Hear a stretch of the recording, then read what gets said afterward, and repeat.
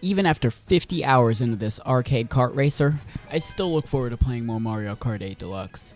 It says a lot about the game that it keeps me coming back, especially since racing games are not my favorite by a long shot. The main hook of this game is that it's fast and can easily be picked up and played. With all the different game modes, I found myself saying one more match more often than not. The original game already had a generous amount of tracks, but with the deluxe version, a ton more tracks and racers were added, giving players even more content.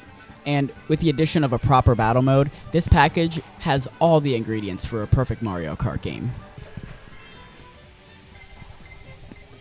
And on the topic of tracks, these levels are beautiful. The whole game is beautiful. This is the best looking Mario Kart game, and it got to the point where every time I'd play the candy level, I'd start craving sweets and candy just because of how good it looks. A game with this aesthetic will age well too, because of the art style, and I wouldn't be surprised if this game is being played even several years later. It's hard to believe anything in this game could top the visuals in terms of the art, but the music does just that. The upbeat, jazzy tracks are ones that I kept humming to myself even when I was not playing the game. This is music that I would actually listen to, even outside of the context of playing. The band that performs these songs are talented individuals, and I love the splash of Japanese jazz that can be found in all these songs. It's music that is not common, at least here in the West.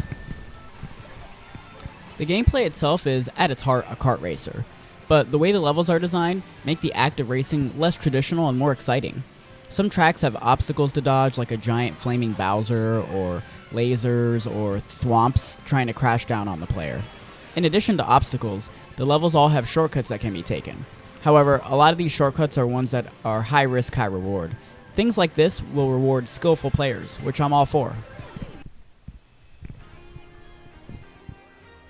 My only gripe in terms of the gameplay are the items. Don't get me wrong, the items are pretty varied and interesting, but the main issue is that if a player is in first place, only a small portion of the items will ever be seen. And I get why, this is to make the game more balanced, but a part of me wishes that it would be more randomized to make it so that first place players can experience all items. And as long as it's not the blue shell, because that thing is so overpowered. Like most multiplayer games on the Switch, this one lends itself perfectly to the platform.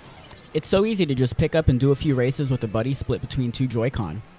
Many friendships will be crushed over slight victories. It's moments like these that are unlike any other I've seen in a game, let alone a kart racer.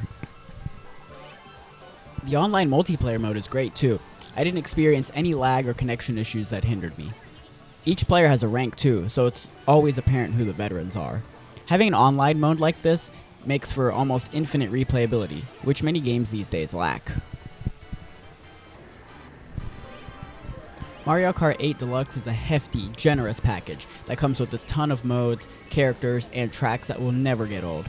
The art style is beautiful, the music is catchy and fantastic, and the multiplayer mode gave me some of the most fun I've had with a Nintendo game in years. I cannot recommend this game enough. I give Mario Kart 8 Deluxe a 9 out of 10. Thanks for watching my review, and make sure to subscribe. Subscribing is mutually beneficial. I get more views and you get notified when I put out a new video, so you should do that. Thanks. Take care.